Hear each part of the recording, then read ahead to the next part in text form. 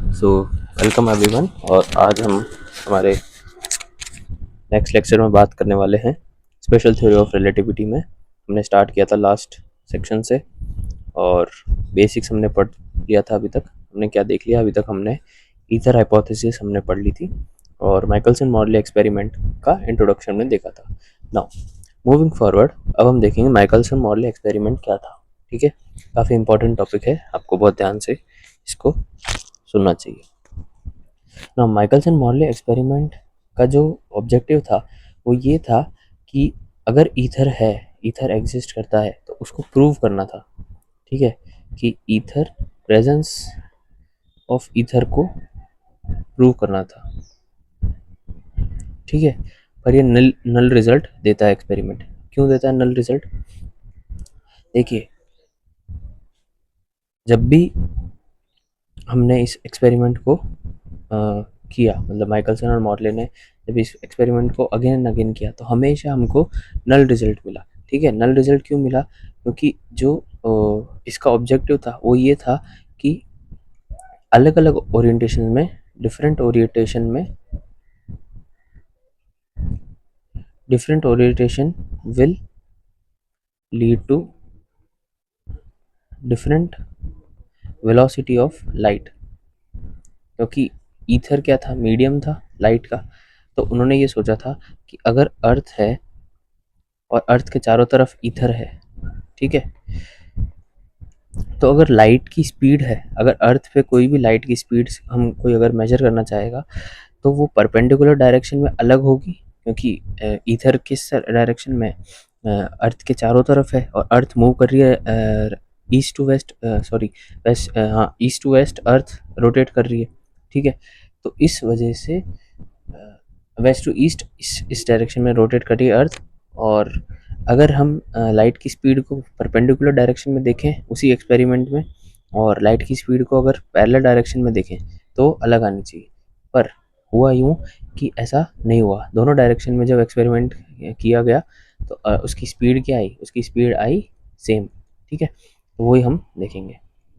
Now इसका M क्या था? एम था इसका to determine the motion of earth relative to the determine the motion of earth relative to the frame of reference, ether frame of reference हमने जिसको चुना। अब इसने क्या किया? इसने सेटल कंट्रोवर्सी कर दी रिगार्डिंग ईथर। इसका मतलब no ether was present, no ether exist. अभी कैसे आया? देखिए, सबसे पहले if variation in velocity of light is observed then it will confirm the existence of ether. जैसे मैंने अभी बताया कि अगर लाइट की स्पीड चेंज हो जाएगी तो मतलब ईथर प्रेजेंस करता है। अब इन्होंने माना कि एक ऑब्जर्वर है अर्थ पे, it is moving with major a speed c minus V for light moving along the direction of its motion and c plus V in opposite direction. ये कैसे हुआ? ये ऐसे हुआ कि देखिए, अगर यहाँ पर मैं देख लूँ कि ये है हमारी अर्थ। ठीक है, ये अर्थ है। ठीक है, अब अर्थ मूव कर रही है इस डायरेक्शन में, इस डायरेक्शन में मान लेते हैं वो स्पीड है v। ठीक है, और लाइट भी है जो मूव कर रही है इस डायरेक्शन में c।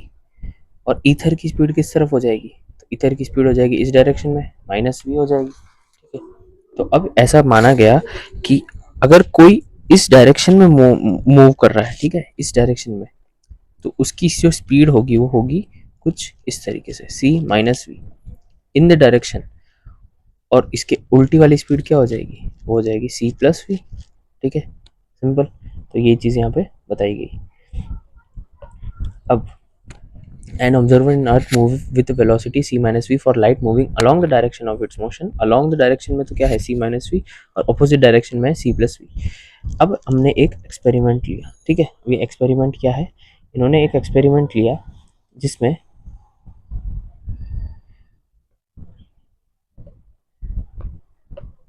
इस एक्सपेरिमेंट में क्या किया गया कि एक सोर्स लिया लाइट का, ये लाइट सोर्स लिया, लाइट सोर्स को फॉल कराया एक मिरर के ऊपर।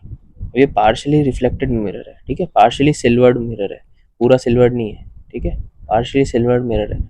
अब इसमें से लाइट अगर पास हुई तो यहाँ पर एक एक मिरर था, ये कम्प्लीटली सिल्वर्ड था क्योंकि यहाँ से हमको कंप्लीट रिफ्लेक्शन करवाना था, और एक था हमारा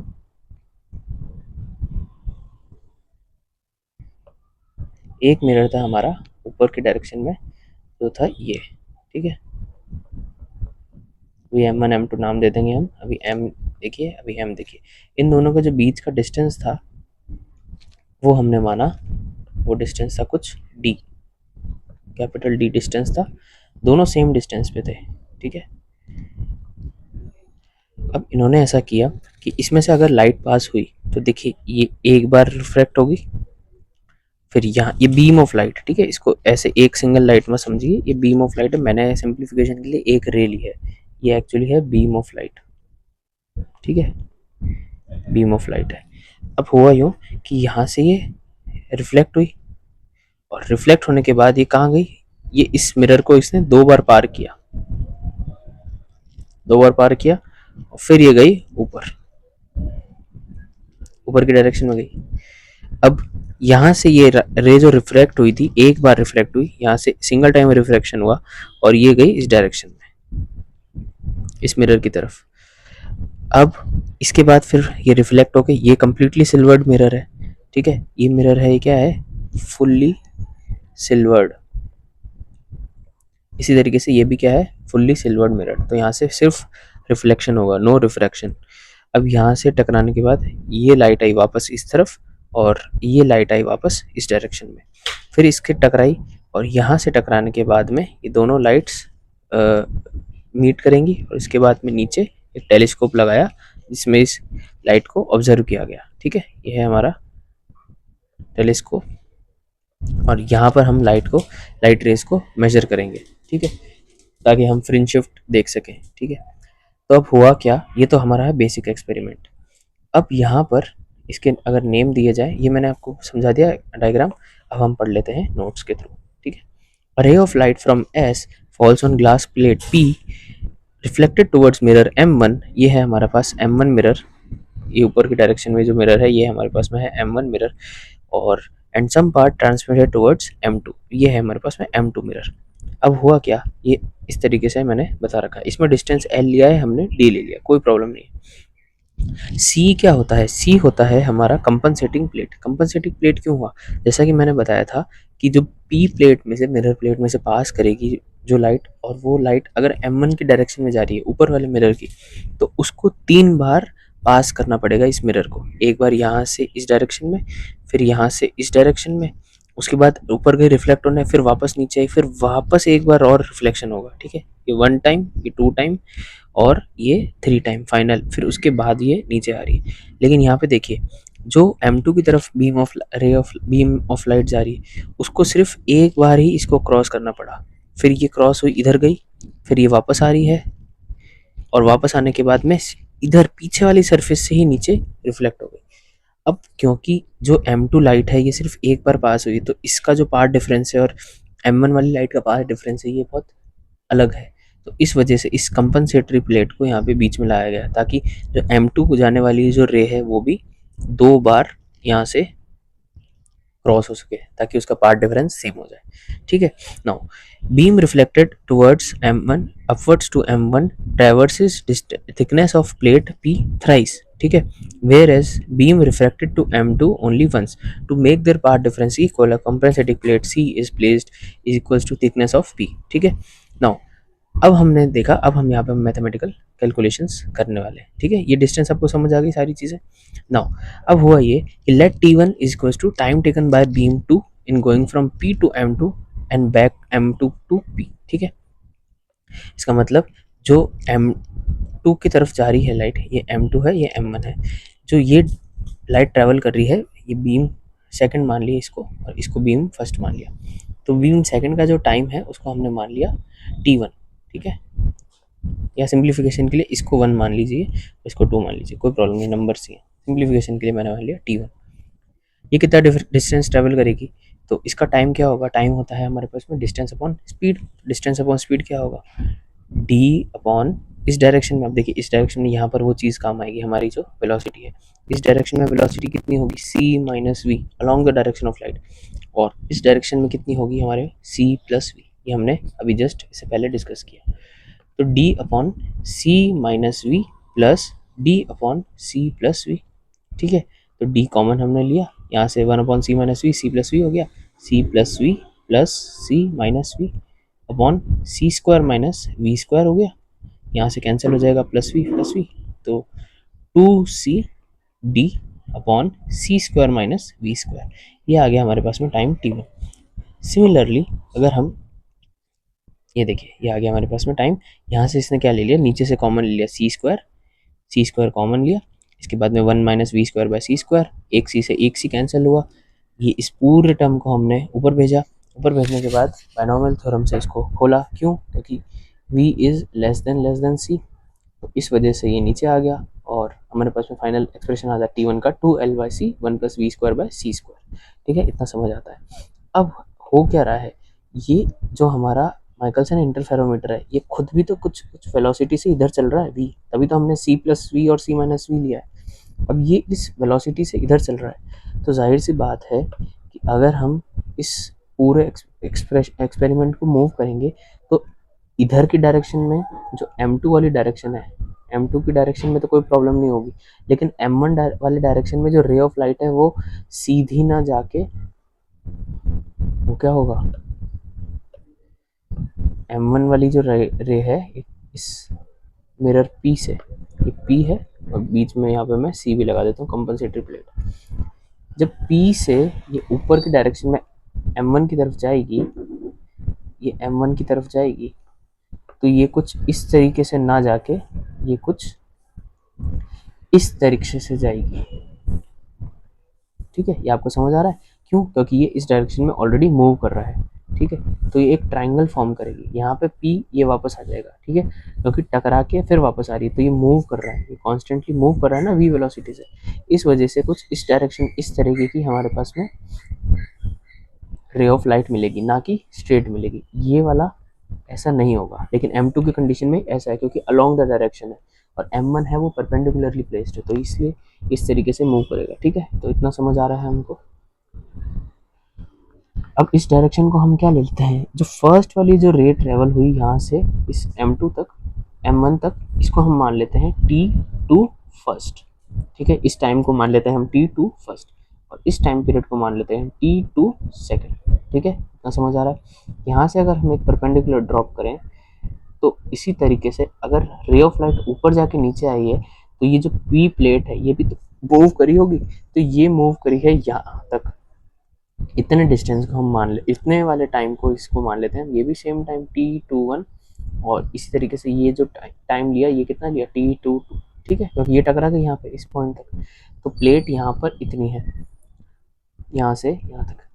अब ये जो डिस्टेंस ट्रेवल किया, तो डिस्टेंस क्या हो जाता है हमारे पास में, speed into time, speed into time, तो रे ऑफ लाइट है, स्पीड क्या है लाइट की, वो हो जाएगी c, तो ये जो डिस्टेंस लिया p से m1 तक, इसको मैं एक पोजीशन मान लेता हूँ, इस m1 वाले पॉइंट को, इसको हम मान लेते हैं, हमारे नोट्स में क्या लिखा है, नोट्स में लिखा हुआ है, नोट्स में लिखा है P से O तक, तो P से O तक को हमने मान लिया है CT21 और इसी तरीके से O से P तक को मान लिया है CT2 सेकंड, ठीक है, इतना समझ आया। अच्छा, लेकिन P किस स्पीड से मूव कर रहा है, P मूव कर रहा है हमारे पास में v स्पीड से, क्योंकि पूरा माइकलसन इंटरफेरोमीटर किस स्पीड से मूव कर रहा है, वो v से, तो ये हो जाएगा VT21 और ये डिस्टेंस हो जाएगा VT2, ठीक है, ये डिस्टेंस है, देखिए ये डिस्टेंस है, ये वाला भी डिस्टेंस है, ठीक है, तो कुल मिला के अब यहाँ पे क्या लिखा हुआ है, VT21 is distance travelled by P in T21 time और VT2 है P इन T22 टाइम, ठीक है, तो यहाँ तक हमको समझ आता है। इसके बाद में हम निकालेंगे डिस्टेंस, तो डिस्टेंस कवर टोटल क्या आ जाएगा हमारे पास में, देखिए वही फॉर्मूला CT21, अब यहाँ पे क्या लगाया हमने, पाइथागोरस थ्योरम लगाया, पाइथागोरस थ्योरम लगाएंगे, तो पाइथागोरस थ्योरम लगा के हमको, पाइथागोरस थ्योरम लगा के हमको मिल जाएगा, जो इतना डिस्टेंस है ये कितना मिल जाएगा हमको, CT21 square is equals to VT21 square plus ये डिस्टेंस कितना है हमारे पास में, ये परपेंडिकुलर डिस्टेंस कितना है, ये परपेंडिकुलर डिस्टेंस है हमारे पास में L, क्योंकि ये कितना डिस्टेंस है, डी था हमारे पास में, तो इसमें हमने ले लिया एल। यहाँ पे हमने डी लिया है तो हम डी ले लेते हैं, कोई प्रॉब्लम नहीं, एक ही बात है, टी स्क्वायर। सिमिलरली जो सी टी टू टू है होल स्क्वायर, ये कितना हो जाएगा, V T two two square plus D square. ठीक है, और टोटल टाइम हमको कितना निकालना है, हमको क्या चाहिए, हमको टी टू चाहिए। जैसे हमने ऊपर टी वन निकाला ये वाला, तो हमको यहाँ पे क्या चाहिए, टी टू। टी टू क्या हो जाएगा, T two one plus T two two. तो यहाँ से हम दोनों को निकाल लेंगे। वो डेरिवेशन पूरी मैंने कर रखी है सिंप्लीफाइड तरीके से। तो ये देखिए, ये हम देख रहे थे c T two one is equals to Pythagoras theorem लगा के ये हो गया कैलकुलेशन। तो simply L square d square की जो वैल्यू है वो आ जाएगी c square minus we square T square two one. तो टी टू वन की वैल्यू यहाँ से निकाली हमने, ये टी टू वन की वैल्यू निकाल ली हमने, L upon c under root one minus we square by C square. तो अगर टी टू वन है तो वो सेम ही डिस्टेंस कवर कर रहा है और सेम लाइट की स्पीड है। तो और अगर पूरी सिमेट्री से हम अगर कैलकुलेशन देखें तो टी टू वन किसके इक्वल हो जाएगा, टी टू टू के। तो ये दोनों चीज़ें सेम आ गई। तो अगर हमको टी टू निकालना है तो क्या हो जाएगा, T two one plus T two two. ठीक है, तो ये हो जाएगा two L by c under root one minus we square by C square. Same तरीका यहाँ पे न्यूमरेटर को ऊपर ले गए, minus one by two, v is smaller than c, तो बाइनोमियल थ्योरम लगाया, एक्सपेंशन किया, तो ये रिजल्ट हमको मिलता है। अब time difference between beam one and beam two कैसे निकलेगा। देखिए, बीम वन गई थी इस डायरेक्शन में ऊपर की तरफ, बीम टू गई थी इस डायरेक्शन में। अब इसमें लगा टाइम t1 या t2, इसको मान लें, इसको टाइम लगा t1। अब इन दोनों में डिफरेंस क्या है, तो हमने निकाला t1 माइनस टी टू, और हमारे पास में इन दोनों को कैलकुलेट किया तो कुछ इस तरीके से हमको मिलता है, डेल्टा टी मिल जाएगा L V square by C cube. ठीक है, तो टाइम डिफरेंस मिल गया हमको दोनों बीम का, del T equals to L V square by C cube. Part difference कैसे निकलेगा, तो पार्ट डिफरेंस हम सब जानते हैं कि पार्ट डिफरेंस निकलेगा सी डेल टी, इस तरीके से निकलेगा। ठीक है, तो सी से मल्टीप्लाई किया तो एक सी से एक सी कैंसिल हो जाएगा, तो L V square by C square हमारे पास में पार्ट डिफरेंस आ जाएगा। अब क्या किया गया कि ये तो एक डायरेक्शन में आ गया। ठीक है, अब हमने किया कि जो बीम वन थी उसको रोटेट करके कर दिया ऐसे, जैसे मैं फिगर में आपको बताऊं, इस जो P से M2 की तरफ जा रही थी, जो बीम P से M2 की तरफ जा रही थी उसको तो रोटेट कर दिया ऊपर की तरफ, मतलब M2 घुमा दिया ऊपर की तरफ। ठीक है, और M1 लगा दिया इधर। ठीक है, तो जो बीम वन थी वो ऐसे ऐसी चली गई और बीम टू थी वो ऐसी चली गई। ठीक है, तो पूरा 90 डिग्रीज को एक्सपेरिमेंट को रोटेट कर दिया। ठीक है, फिर वापस सेम एक्सपेरिमेंट किया गया, तो 90 डिग्री रोटेट करने के बाद भी जो रिजल्ट हुए वो रिजल्ट हमारे पास में बहुत एस्टॉनिशिंग थे। पार्ट डिफरेंस देखे, ये तो हमने, ये चीज़ काम की नहीं है, ये चीज़ हमको बस ये याद रखनी है कि जो एक्सपेक्टेड फ्रिंज शिफ्ट था, जो माइकलसन मॉडल ने एक्सपेक्ट किया था, वो कितना था, वो 0.37% ऑफ 0.37 ऑफ फ्रिंज था। लेकिन जो एक्सपेरिमेंटल रिजल्ट्स आए, no fringe shift was observe. तो ये बहुत कमाल की बात हुई कि पूरा जो हमारा एक्सपेरिमेंट था उसको रोटेट करके देख लिया, अलग अलग एंगल्स पे रोटेट करके देख लिया। इवन वो अर्थ के नीचे उन्होंने किया, इवन उन्होंने बहुत हाई एल्टीट्यूड्स पे उन्होंने ये एक्सपेरिमेंट परफॉर्म किया, पर कोई भी फ्रिंज शिफ्ट ऑब्जर्व नहीं हुई। अब फ्रिंज शिफ्ट ऑब्जर्व नहीं हुई इसका मतलब क्या है कि जो सी है, फ्रिंज शिफ्ट का मतलब यही होता है कि जो सी है वो सी हमारा चेंज नहीं हो रहा। ठीक है, the apparatus even 0.01 of fringe भी कैलकुलेट कर सकता था, लेकिन एक्सपेक्टेड कितनी थी, 0.37, जो बहुत बड़ा नंबर है। Even after that the fringe shift was not observe. तो ये इसने क्या किया, the assumption of mechanical and stationary ether is not true. ठीक है, तो ये हमारे पास में कुछ इस तरीके की चीज़ हुई थी। ठीक है, तो ये हम देख सकते हैं कि माइकलसन इंटरफेरोमीटर, माइकलसन जो मॉडल एक्सपेरिमेंट था वो इस तरीके से हुआ था। नाउ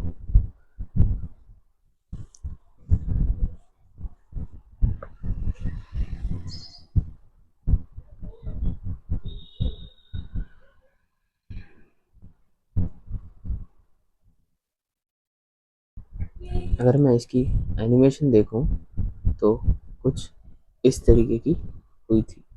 देखिए,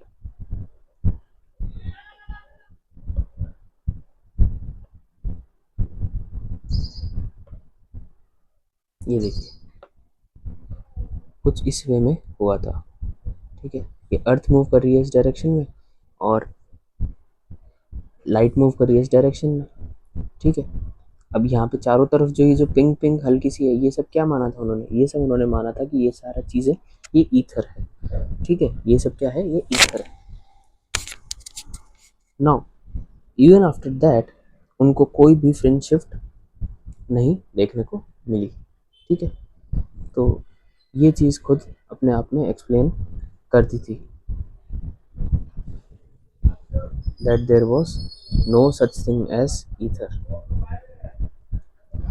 चलिए, the velocity of ether and earth are is same. इससे क्या प्रूव हो गया, अर्थ और ईथर की वेलोसिटी सेम है, इसका मतलब कोई ईथर एग्जिस्ट करता ही नहीं है, नो रिलेटिव वेलोसिटी। अब इसके बाद कुछ एक नई डिस्कवरी हुई, इसी को एक्सप्लेन करने के लिए कि माइकलसन मॉर्ले ने नल रिजल्ट क्यों दिए।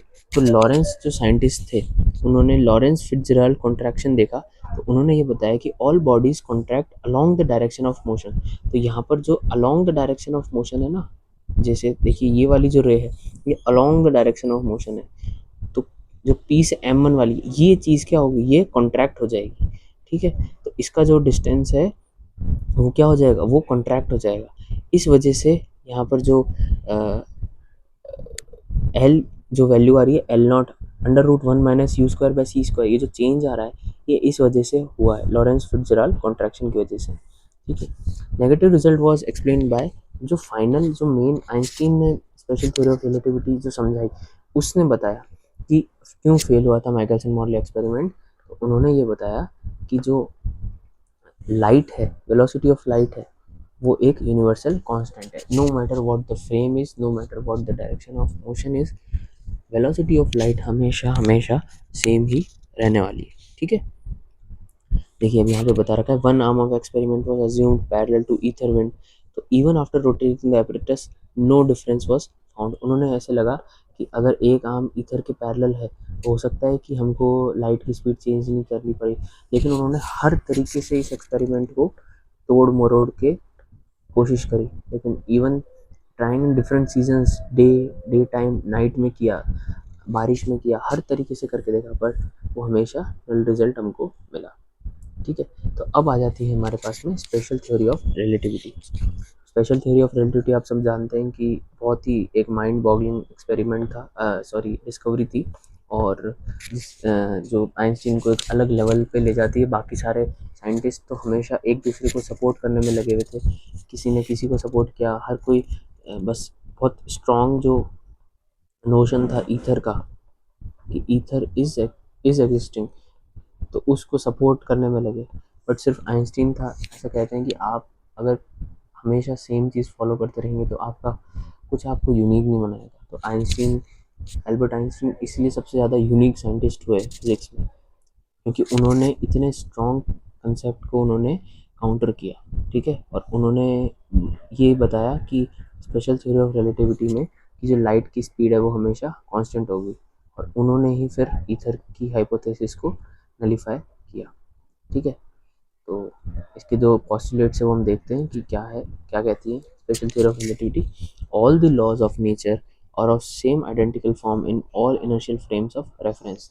तो यही चीज़ जो समझाती है कि ये जो प्रिंसिपल ऑफ इक्विवेलेंस है, कि उन्होंने जो एब्सोल्यूट फ्रेम ऑफ रेफरेंस था, क्योंकि ये चीज़ सेम चीज़ पॉइंटकेयर ने भी बताई है, ठीक है।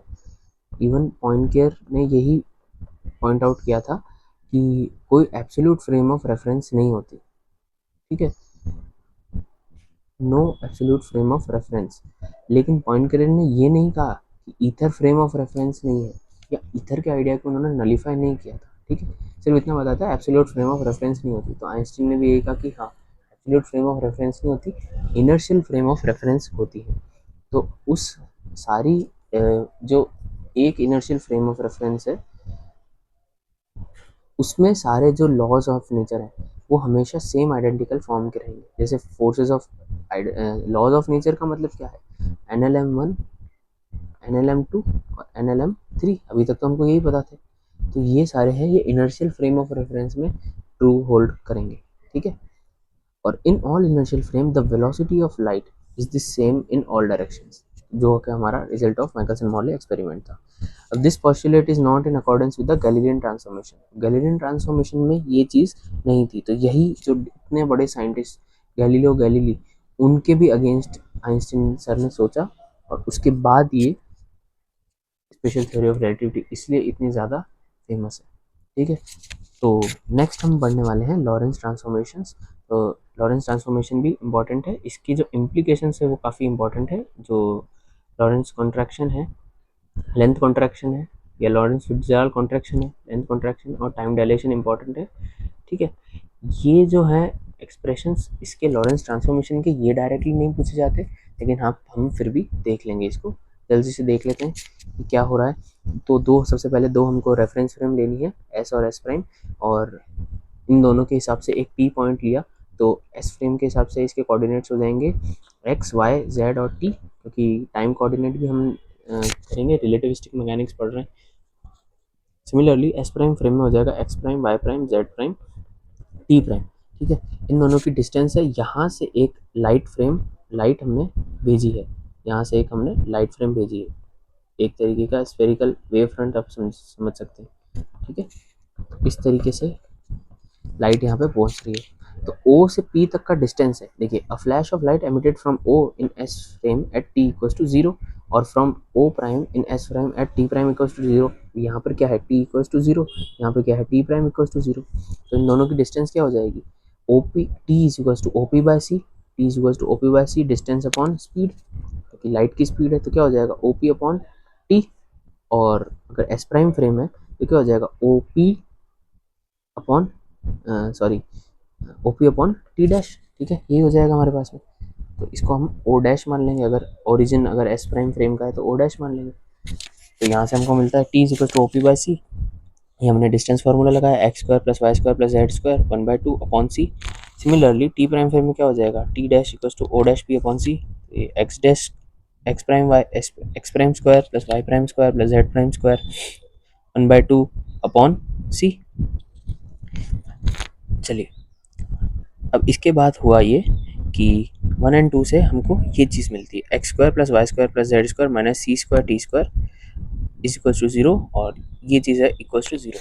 ये चीज़ है 10, this cheese is invariant in all inertial frames of reference. ये क्वेश्चन आया हुआ है, इतना सा जो पोर्शन है ना, हमने डिस्कस किया यहाँ से लेके यहाँ तक, ये बहुत बार पूछा हुआ है कि x square plus Y square plus Z square minus सी स्क्वायर टी स्क्वायर क्या है, इज इनवेरिएंट। इनवेरिएंट का मतलब क्या है कि हर फ्रेम ऑफ रेफरेंस में ये सेम फॉर्म ले। इसका मतलब अगर एक्स प्राइम फ्रेम में है तो एक्स प्राइम स्क्वायर होना चाहिए, वाई प्राइम स्क्वायर होना चाहिए, जेड प्राइम स्क्वायर होना चाहिए, माइनस सी स्क्वायर टी प्राइम स्क्वायर होना चाहिए।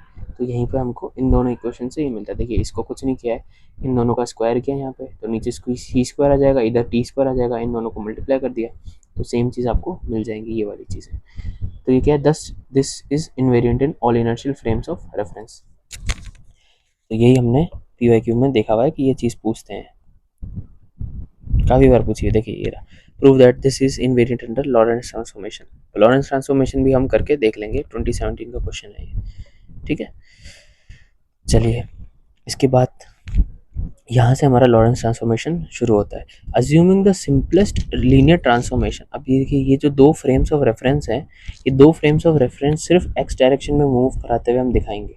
ठीक है, तो एक्स डायरेक्शन में मूव हो रहा है, इसका मतलब जो कोऑर्डिनेट डिफरेंस आएगा वो सिर्फ एक्स कोऑर्डिनेट में आने वाला है। ठीक है, ये हम मूव किस तरफ कराएं, एक्स, वाई और जेड सेम रहेंगे। ठीक है, नो चेंज इन वाई और जेड दोनों सेम रहने वाले, एक्स में चेंज आएगा।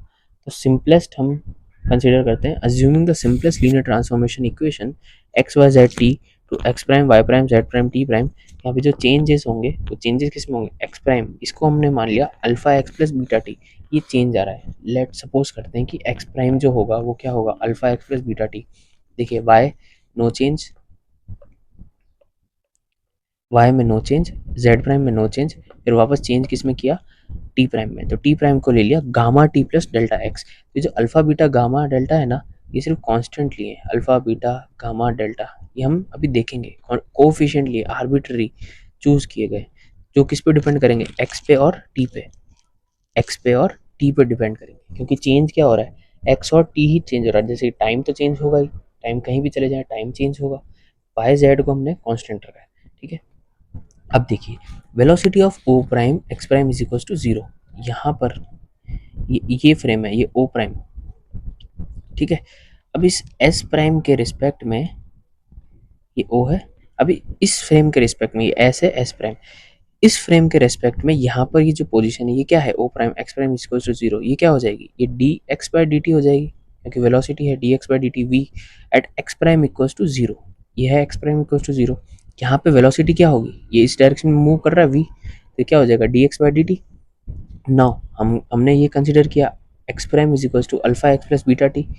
अब एक्स प्राइम क्या है, 0 है, इस पॉइंट पे क्या है, एक्स प्राइम तो 0 है, तो alpha x plus beta T, तो alpha x is equal to हो जाएगा माइनस बीटा टी। और यहाँ से क्या आ जाएगा, ये v equal to D x by D T, ये हमने कैसे लिखा, देखिए x by T is equals to क्या हो जाएगा, x बाई टी हो जाएगा माइनस बीटा बाय अल्फा, तो D x by D T भी ये हो जाएगा, D x by D T भी ये हो जाएगा, क्योंकि यहाँ पे तो कोई कांस्टेंट है नहीं, तो D x by D T भी क्या हो जाएगा माइनस बी बाय अल्फा। तो ये चीज़ आ गई हमारे पास में, और D x by D T को हम क्या लिख सकते हैं, v लिख सकते हैं, तो बीटा की वैल्यू क्या आ जाएगी हमारे पास में, माइनस अल्फा वी। ये एक इंपॉर्टेंट रिजल्ट बन जाता है हमारे पास में। इसके बाद सिमिलरली यही रेफरेंस फ्रेम में हम देखें, velocity of O X equals to 0 with respect to S prime frame, इस पॉइंट पे इस एस प्राइम फ्रेम के रिस्पेक्ट में क्या चीज़ है, इस पॉइंट पे इस फ्रेम के एस प्राइम फ्रेम के अकॉर्डिंग क्या होगा, तो इस फ्रेम में क्या वेलोसिटी हम किस तरीके, अगर एस प्राइम फ्रेम को हम देखें तो वेलोसिटी किस तरीके से मूव करेगी, माइनस वी। मैंने ऐसे कहा कि अगर एस प्राइम फ्रेम में हम देख रहे हैं, ऑब्जर्वर अगर एस प्राइम फ्रेम में खड़ा है तो उसको एस फ्रेम किस डायरेक्शन में जाती हुई मिलेगी, इस डायरेक्शन में, और एस फ्रेम की वेलोसिटी क्या होगी, माइनस वी। वही मैंने बोला है कि अगर velocity of S frame with respect to S prime frame क्या होगी, D X prime by D T prime is equal to minus V, ठीक है। एट एक्स इक्वल टू 0 वापस हमने वही किया, X prime is equal to alpha x plus beta T, यहाँ पे क्या था, x को 0 कर दिया तो x prime is equal to beta t आ गया, x prime is equal to beta t आ जाएगा। और टी प्राइम क्या आ जाएगा, टी प्राइम था हमारे पास में, टी प्राइम था हमारे पास gamma T plus delta x, तो एक्स 0 हो जाएगा, तो ये चीज़ कैंसिल हो जाएगी, सिर्फ बचेगा हमारे पास में T prime is equal to gamma T, ठीक है। और D X prime by D T prime क्या हो जाएगा, देखिए यहाँ पे हमने क्या लगा दिया, डी एक्स प्राइम, यहाँ पे लगा दिया डी टी प्राइम, तो D X prime by D T prime क्या हो जाएगा, beta T by gamma T, T से टी कैंसिल, तो बीटा बाय गामा आ जाएगा हमारे पास में। तो माइनस वी की जो वैल्यू है, माइनस वी की जो वैल्यू है वो आ जाएगी बीटा बाय गामा, और यहाँ से बीटा की वैल्यू आ जाएगी माइनस गामा वी। बहुत छोटी छोटी चीज़ें, यहाँ से भी आपको बीटा ही निकालना था, यहाँ से भी आपको बीटा ही निकालना था, ठीक है, और कुछ चेंज नहीं है, जैसे भी निकालिए, आपका कोई अलग वे हो सकता है। यहाँ से हमने निकाला बीटा, यहाँ से भी निकाला बीटा। इसके बाद हमारे पास में क्या हो गया, beta is equals to minus gamma V, beta is equals to minus alpha V. यहाँ पे आप देख सकते हैं, कुछ ऑब्जर्व किया आपने, अल्फा की वैल्यू क्या होगी, गामा के इक्वल हो गई, अल्फा की वैल्यू गामा के इक्वल हो गई। अब हम इस इक्वेशन को अब हम करेंगे सॉल्व। अब हम क्या था हमारे पास में, X square plus Y square plus Z square minus C square T square is equal to 0। Similarly X square X prime square plus Y prime square plus Z prime square minus C square T prime square equal to 0। ये चीज़ थी हमारे पास में, चलिए ये चीज़ थी, इतनी समझ आती है हमारे को। इसमें हम इक्वेट करने वाले हैं इन वैल्यूज़ को, जो अल्फ़ा बीटा गामा जो हमारे पास में है ना, इनको हम सॉल्व करने वाले हैं, ठीक है। तो सबसे पहले एक्स प्राइम की वैल्यू लिखते हैं। एक्स प्राइम की वैल्यू हमने लिखी थी, X prime is equals to alpha X plus beta T, बाकी वाई प्राइम रहेगा वाई, जेड प्राइम रहेगा जेड, और टी प्राइम हो जाएगा हमारे पास में gamma T plus delta X. इस तरीके से हम कुछ लिखते हैं टी प्राइम को। अब देखिए अल्फ़ा एक्स की वैल्यू, अल्फ़ा की वैल्यू क्या थी, गामा, ठीक है। एक्स की वैल्यू क्या थी हमारे पास में, एक्स की वैल्यू थी हमारे पास में, एक्स की वैल्यू थी एक्स सेम, और टी की वैल्यू थी हमारे पास में, बीटा की वैल्यू थी हमारे पास में माइनस गामा वी।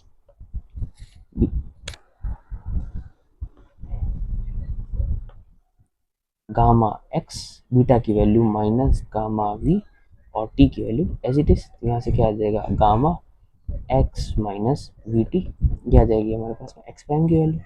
ये चीज़ सेम रहेगी, ये चीज़ सेम रहेगी।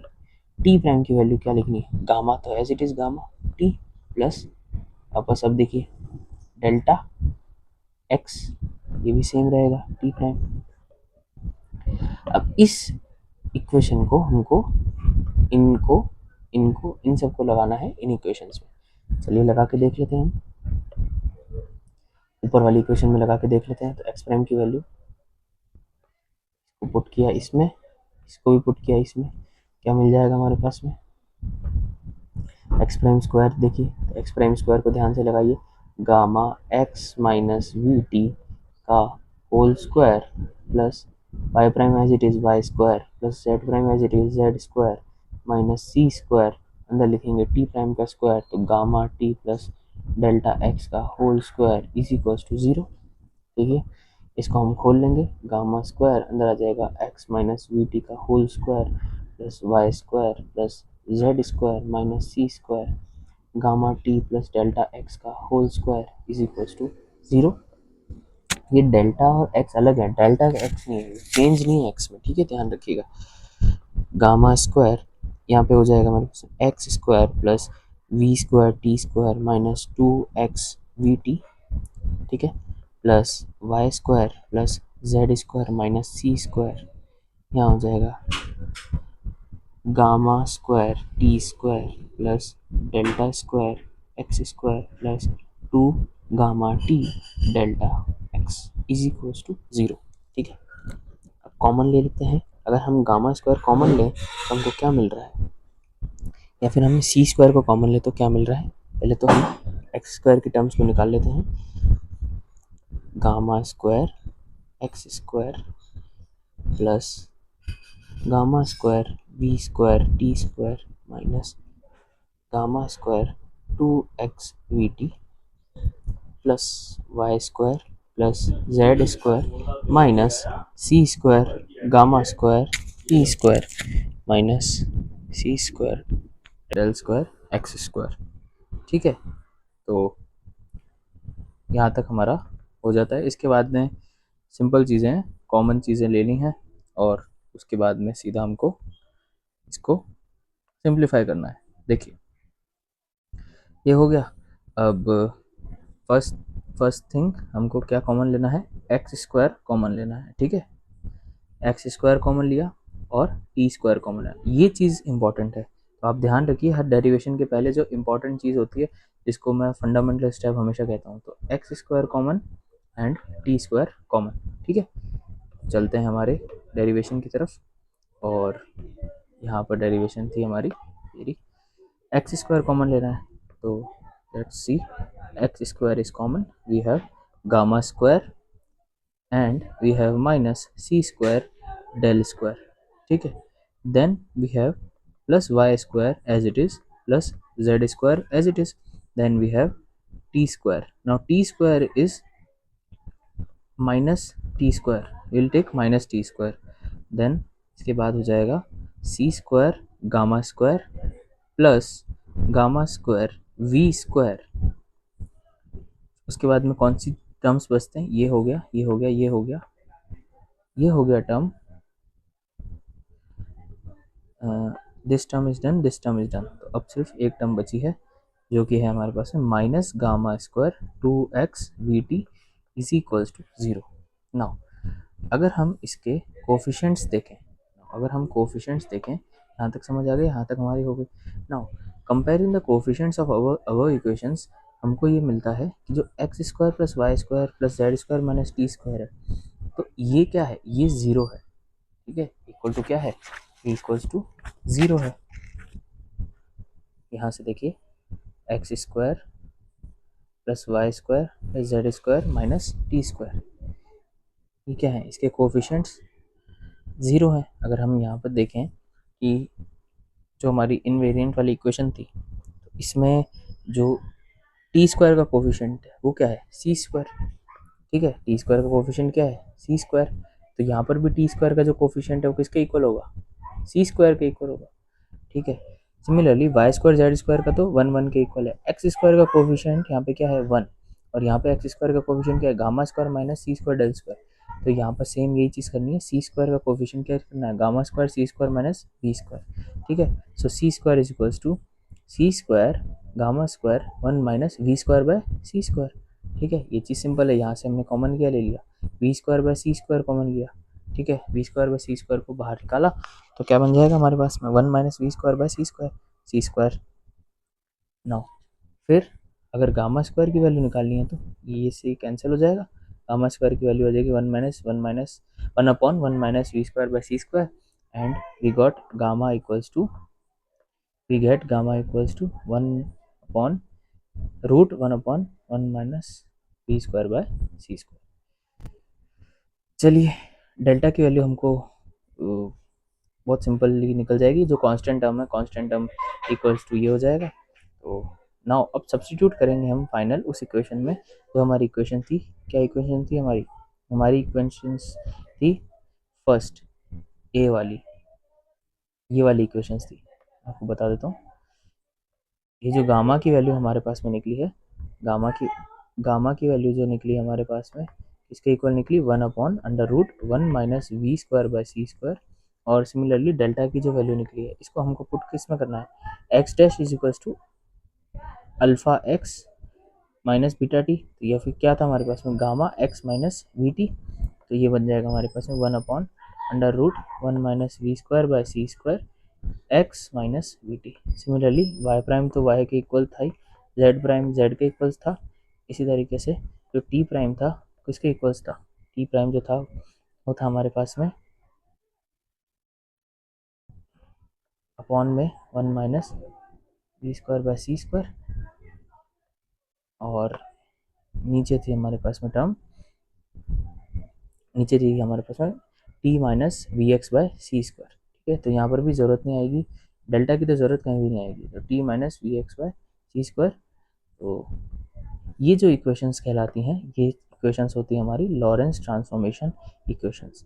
Similarly inverse Lorentz transformation equation भी हम डिड्यूस कर सकते हैं, v को सिर्फ माइनस वी पुट करना है, बाकी सारी चीज़ें सेम हो जाएंगी। टी प्राइम इक्वल्स टू था यहाँ पे, तो टी इक्वल्स टू गामा हो जाएगा। ठीक है, बाकी सारी चीज़ें सेम रहेगी, v की जगह जहाँ भी v है वहाँ माइनस वी लग जाएगा। ठीक है, तो ये थी हमारी लॉरेंस ट्रांसफॉर्मेशन इक्वेशन। अब हम अगली चीज़ हम जो बात करेंगे वो बात करने वाले हैं लेंथ कॉन्ट्रैक्शन के बारे में। ना लेंथ कॉन्ट्रैक्शन क्या होता है, बहुत इंपॉर्टेंट टॉपिक है, यहाँ से मेन जो एप्लीकेशन पार्ट चालू होता है वो यहाँ से होता है। लेंथ कॉन्ट्रैक्शन का मतलब ये होता है कि लॉरेंट्स ने कहा था कि अगर कोई भी ऑब्जेक्ट है, ठीक है, अगर वो रेस्ट फ्रेम में रखा हुआ है, ठीक है, और सेम ऑब्जेक्ट अगर मूविंग फ्रेम में, ये मूविंग फ्रेम है, इसमें रखा हुआ है, तो इसकी जो लेंथ है वो क्या हो जाएगी, कॉन्ट्रैक्ट हो जाएगी। सिंपल वर्ड्स में ये चीज़ है, अगर कोई ऑब्जेक्ट है जिसकी लेंथ है एल नॉट, ठीक है, ये एस फ्रेम है हमारे पास में और ये एस प्राइम फ्रेम है हमारे पास में, और एस प्राइम फ्रेम अगर मान लीजिए वी वेलोसिटी से चल रहा है, तो इसकी जो लेंथ है ये कॉन्ट्रैक्ट हो जाएगी। अच्छा, कॉन्ट्रैक्ट किसके फॉर्म में होगी, कॉन्ट्रैक्ट किसके रिस्पेक्ट में होगी, तो हम खड़े हुए हैं यहाँ पे, इस जगह पे हम खड़े हुए हैं एस फ्रेम में। ठीक है, तो एस फ्रेम के लिए जो एल की इस रॉड की जो लेंथ है वो क्या है, एल नॉट है, लेकिन एस फ्रेम में खड़े हुए इसी इंसान के लिए जो इस रॉड की लेंथ है वो क्या हो जाएगी, less than L is less than L not. लेकिन किसके लिए, इसके लिए, not someone standing in S prime frame. ये चीज़ आपको ध्यान में रखनी है, इस चीज़ को हम क्या बोलते हैं, लेंथ कॉन्ट्रैक्शन। और ये सारी चीज़ें हैं रिलेटिविटी की जो इम्प्लीकेशंस हैं, ये रिलेटिविटी के इम्प्लीकेशंस होते हैं। ठीक है, तो चलिए इसको देख लेते हैं, हम इसका एक्सप्लेनेशन देखते हैं। देखिए, length of rod measured from a frame S prime in which it appears at rest is called proper length of rod. Now यहाँ पर क्या किया गया है कि यहाँ पर जो लेंथ ली गई है वो इस फ्रेम को हमने मान लिया है एस प्राइम फ्रेम, इस फ्रेम को मान लिया है हमने एस प्राइम फ्रेम, और जो मूविंग फ्रेम है वो क्या है, वो एस फ्रेम है। ठीक है, और कोई डिफरेंस नहीं है। ठीक है, now measured from a frame S prime in which it appears at rest is called proper length of rod. Now this L naught, इसको हम कहते हैं proper length, L naught is called proper length. ठीक है। Consider a rod placed along X axis moving in X direction with respect to S with velocity V. ठीक है, तो ये वी वेलोसिटी से इस एस फ्रेम में मूव कर रहा है। ठीक है, ये x1 और x2 क्या है, इसकी पोजीशन कोऑर्डिनेट्स हैं। हम x अभी तक हम y कोऑर्डिनेट नहीं ले रहे हैं सिंप्लिसिटी के लिए, सिर्फ x फ्रेम पे जो कोऑर्डिनेट बोल रहे हैं x1 x2 है, v वेलोसिटी से मूव कर रहा है।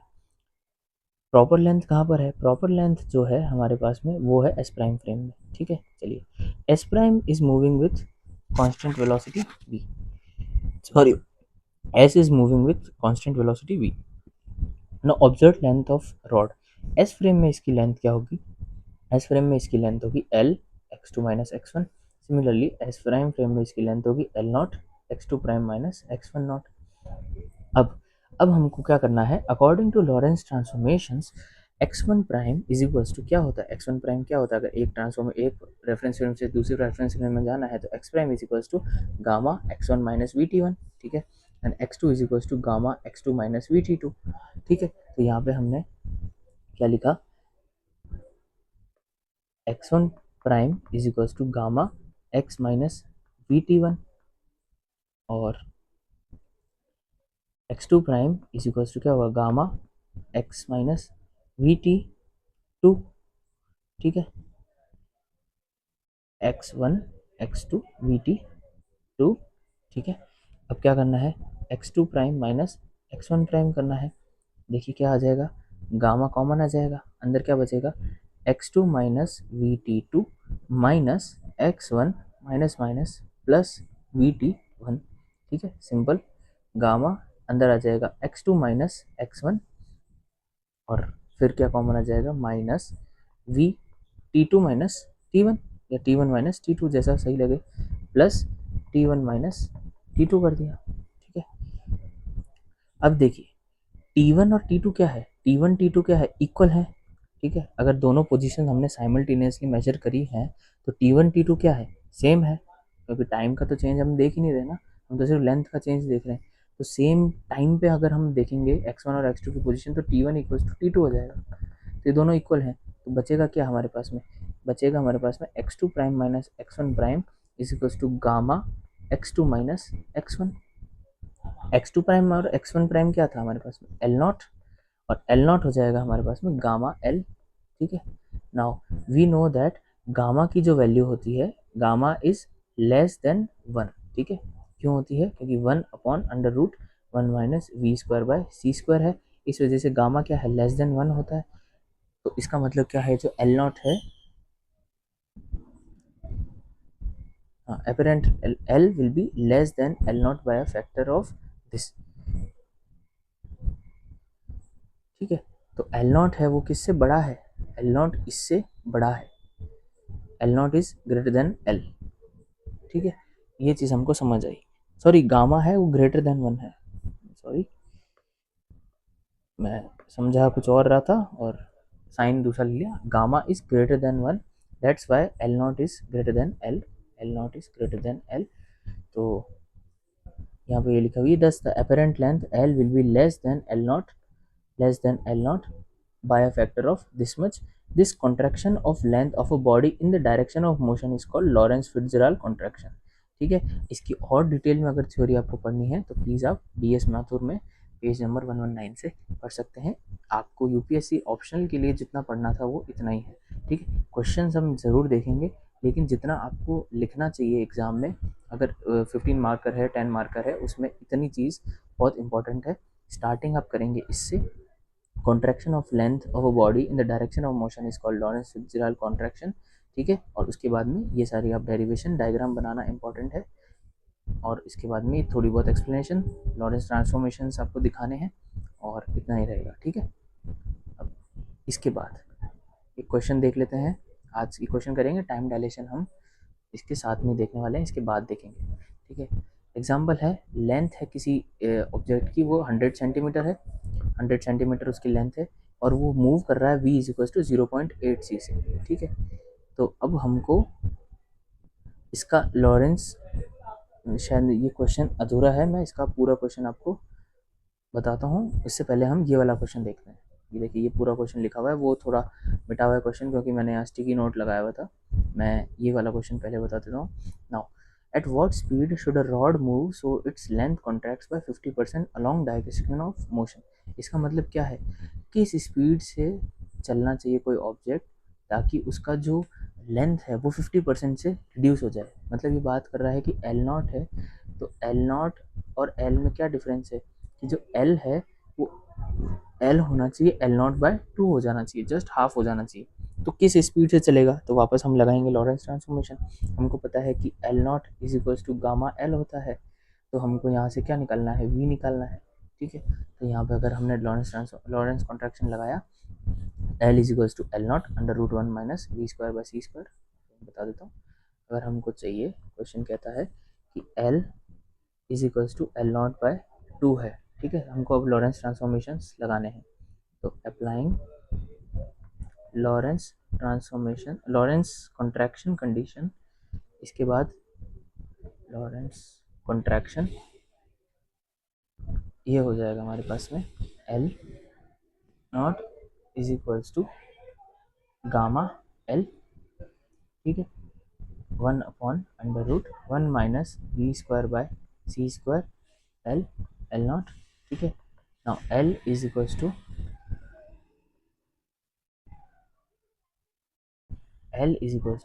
एल नॉट बाय 2, ये l naught half half cancel, so 2 इधर जाएगा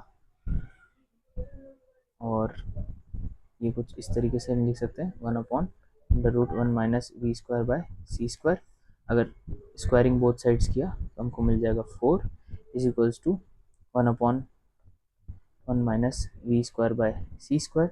तो हो जाएगा c square minus we square on v square, ये हो जाएगा सी स्क्वायर चले जाएगा ऊपर और नीचे आ जाएगा हमारे पास में। या फिर इसको अगर मैं और सिंप्लीफिकेशन कर दूं तो हम ऐसे लिख सकते हैं 1 minus we square by C square is equals to 1/4 and V square by C square is equals to 1 minus 1/4, ये हो जाएगा 3/4 और v की वैल्यू आ जाएगी, वी स्क्वायर की वैल्यू हो जाएगा 3/4 सी स्क्वायर एंड v की वैल्यू आ जाएगी √3/2 सी, और √3/2 सी हो जाएगा हमारे पास में। √3 की वैल्यू होती है 1.73/2, इसको ऐसे रखते हैं √3/2 इंटू 3 इंटू 10⁸ मीटर पर सेकेंड, और 2 3 से डिवाइड होगा तो हो जाएगा 1.5 एंड इसकी वैल्यू हो जाएगी 1.73 कुछ इंटू 10⁸ मीटर पर सेकेंड। तो ये आ जाएगी हमारे पास में वेलोसिटी, हमारे पास में ये चीज़ आ जाएगी। ठीक है, तो कुछ इस तरीके से हम निकाल सकते हैं। और ये देखिए, ये वेलोसिटी आ जाएगी हमारे पास 0.866 सी, ये हमारे पास में वेलोसिटी आ जाएगी। सिमिलरली टाइम डायलेशन में भी कॉन्सेप्ट यही है कि the lengthening of an interval of time in moving frame of reference is called time dilation. ठीक है, मतलब अगर कोई बॉडी मूव कर रही है, ठीक है, कोई फ्रेम मूव कर रही है, अगर कोई फ्रेम है एस फ्रेम, ये रेस्ट पे है, और सेम है एस प्राइम फ्रेम, इसमें एक घड़ी लगी हुई है और इसमें एक घड़ी लगी हुई है। अगर ये दोनों मूव कर रही है, एस प्राइम फ्रेम अगर मूव कर रही है, तो ये जो टाइम होगा ये क्या हो जाएगा, ये स्लो डाउन हो जाएगा। यहाँ पर जो टाइम होगा वो स्लो डाउन हो जाएगा। ठीक है, इसको हम बोलते हैं टाइम डायलेट कर देता है। ठीक है, तो टाइम डायलेट कर देता है। तो आप सबको एक बहुत ही इंटरेस्टिंग चीज़ मैं बताता हूँ आज इसी के साथ साथ में, कि टाइम डायलेशन कैसे काम करता है। बहुत ही इंटरेस्टिंग चीज़ है। चलिए थोड़ा सा टॉपिक से हटके तो एक स्टोरी मैं आपको बता देता हूँ। ऐसा कहा जाता है कि अगर कोई पर्सन है, वो अर्थ पर है, ठीक है, और इसने एक स्पेसशिप पे ये ट्रैवल करने लगा। ठीक है, अगर ये इंसान स्पेसशिप पे ट्रैवल किया और इफ़ बाय एनी चांस ये सोलर सिस्टम ट्रैवल करके आ गया, पूरा सोलर सिस्टम या यूनिवर्स जहाँ तक इसकी कैपेसिटी थी, और ये चला हमारे स्पीड ऑफ लाइट के बराबर। ठीक है, तो v is approximate equal to c। अगर मान लीजिए ये जो इंसान है इसका नाम है, कुछ भी कह देते हैं, इसका नाम कहते हैं हम डोनाल्ड कहते हैं इसका नाम, ठीक है, काफ़ी फेमस है इंसान। तो ये अगर if Donald travels in a spaceship with a speed nearly equal to the speed of light, ठीक है, तो अगर ये इस स्पीड से चला और अगर ये वापस अर्थ पे आ गया, ठीक है, मान लीजिए कि अगर ये 10 मिनट के अंदर भी सारा यूनिवर्स, क्योंकि लाइट की स्पीड बहुत तेज़ होती है, अगर ये 10 मिनट के अंदर भी अर्थ के अंदर वापस आ गया, ठीक है, तो द मैजिक पार्ट इज, उसकी एज तो 10 मिनट से ही बड़ी होगी, क्योंकि वो स्पेसशिप में और स्पीड ऑफ लाइट की वजह से चल रहा है। But the magic part is there will be no one left on Earth. Yes, I'm saying it again. There will be no one left on earth to witness that he has traveled the universe. उस 10 minute की जो उसने space journey करी, उसको witness करने के लिए कोई भी नहीं होगा। इट मीन्स अर्थ पूरी तरीके से ख़त्म हो चुकी होगी, अर्थ पे इतने हंड्रेड्स मिलियन ईयर्स पास हो चुके होंगे, ठीक है, लेकिन उसने कितना ट्रैवल किया, सिर्फ 10 मिनट, ठीक है। तो यही चीज़ जो, this is the mind boggling thing. और ये चीज़ होती क्यों है, टाइम डायलेशन की वजह से, क्योंकि हम जिस फ्रेम ऑफ रेफरेंस, मान लीजिए कि ये एक फ्रेम ऑफ रेफरेंस है रॉकेट की, ये मूव कर रही है with velocity nearly equal to c, इसमें टाइम इतना ज़्यादा धीरे चलेगा कि इसकी क्लॉक में जब तक 10 मिनट होंगे, इसकी क्लॉक में 10 मिनट होंगे, अर्थ पे पता नहीं कितनी सदियाँ बीत जाएगी, ठीक है। तो ये चीज़ होती है टाइम डायलेशन की। चलिए, आई होप आपको ये इंटरेस्टिंग लगी होगी चीज़। तो यही चीज़ मैं इसमें बता रहा हूँ। ये ऑब्जर्वर है, इसी एक फ्रेम है एस, एक फ्रेम है एस प्राइम। अगर ये इस फ्रेम को देख रहा है और यही इंसान इस फ्रेम को देख रहा है, तो जो मूविंग फ्रेम है इसमें जो टाइम दिखेगा इसको बहुत धीरे रहेगा, ठीक है। Appears to run slower larger time interval compare to C1, ठीक है। Now S and S prime हमारा है पॉजिटिव डायरेक्शन में, एस प्राइम है जो मूव कर रहा है पॉजिटिव एक्स डायरेक्शन में। The two events occur at any point X prime in S prime at times T1 prime and T2 prime, ठीक है। दो इवेंट अकर हुए, एस प्राइम फ्रेम में अकर हुए, और उनका टाइम है T1 प्राइम और T2 प्राइम, ठीक है। And at point X in S at times T1 and T2, वही दो सेम इवेंट्स। अब इवेंट्स तो अकर होंगे, हम देख रहे हैं उनको किस किस फ्रेम से, वो मैटर करता है, हम एस प्राइम से देख रहे हैं या एस प्राइम से देख रहे हैं, ठीक है। तो दो इवेंट्स अकर हुए, और उन इवेंट्स के अकर होने के बाद, उन इवेंट्स के अकर होने के बाद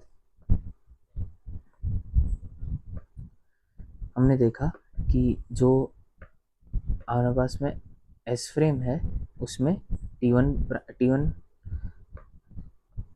टाइम पे और T2 टाइम पे अकर हुए, ठीक है। चलिए, तो डेल्टा टी प्राइम अगर हम निकालेंगे, उन दो इवेंट्स का अगर हम डेल्टा टी प्राइम निकालेंगे, अगर हम निकालेंगे डेल्टा टी प्राइम, ठीक है, अगर हम निकालेंगे डेल्टा टी प्राइम, हो जाएगा T2 prime minus T1 prime, ठीक है। तो इस हिसाब से T2 prime according to Lorentz transformation condition क्या हो जाएगा, गामा, हमारे पास में क्या होता है T2 माइनस Vx/c² और माइनस वापस गामा T1 माइनस Vx/c², यहाँ पे क्या हो जाएगा Vx2 हो जाएगा, यहाँ Vx1 हो जाएगा, ठीक है।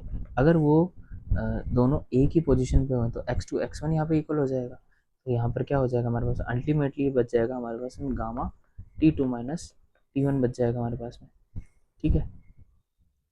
तो ये चीज़ होगी गामा T2 माइनस T1। तो T2 प्राइम, देखिए यहाँ पे ये मैंने लिख दिया, ये चीज़ यहाँ पे लिख दी, T2 prime minus T1 prime क्या हो जाएगा, गामा T2 माइनस T1। अब सेम, अगर गामा क्या है, 1 से बड़ा है, तो इसका मतलब अगर ये नीचे जाएगा तो ये चीज़ क्या हो जाएगी, ये चीज़ बड़ी हो जाएगी, ठीक है। तो अगर ये, अब वहाँ पे क्या था, अगर इसको देखा जाए, यहाँ पे कंफ्यूज होते हैं काफ़ी students, L not is gamma L, इसका मतलब कौन किससे छोटा था, एल नॉट से छोटा था, L not is greater than L. तो सिमिलरली अगर गामा किसी चीज़ से मल्टीप्लाई होता है, तो जो आर एच एस की, एल एच एस की जो चीज़ है वो उससे बड़ी होगी। तो T2 prime minus T1 prime क्या हो जाएगा, गामा T2। तो डेल्टा टी प्राइम जो है वो गामा डेल्टा टी हो जाएगा, क्योंकि ये डेल्टा टी है। इसका मतलब टाइम कौन सा बड़ा है, टाइम ये वाला बड़ा है, ठीक है। So this means delta T prime is greater than delta T, this is known as time dilation, ठीक है। Delta T prime is greater than delta T, sorry. So time interval between two events at a given point in a moving frame S prime appears to be longer than the time interval in stationary frame, ठीक है। Again same चीज़, अगर इसकी आपको बहुत ज़्यादा detail में theory पढ़नी है तो आप डी एस माथुर सर की बुक से पढ़ सकते हैं, और कोई भी अगर बी एस सी की टेक्स्ट बुक है उसमें से आप पढ़ सकते हैं। लेकिन इतना for U P S C physics option इतना बहुत है। इसके साथ में क्वेश्चंस हम देखेंगे, काफ़ी सारे क्वेश्चंस देखेंगे, और हमारा जो रिलेटिविटी का ऑलमोस्ट 95% पोर्शन ख़त्म हो चुका है। 95% रिलेटिविटी हो चुकी है, 5% है एडिशन ऑफ रिलेटिविस्टिक वेलोसिटीज़ और ऐसे कुछ, तो वो हम कल ख़त्म कर लेंगे, और कल ही हम स्टार्ट कर देंगे। हमारे पास में कल हम लेने वाले हैं rotating frames of reference. Rotating frames ये इम्पोर्टेंट टॉपिक है, और साथ ही साथ हम देखेंगे, अगर टाइम मिला तो हम कल कुछ पोर्शन रिजिड बॉडीज़ का भी कर देंगे।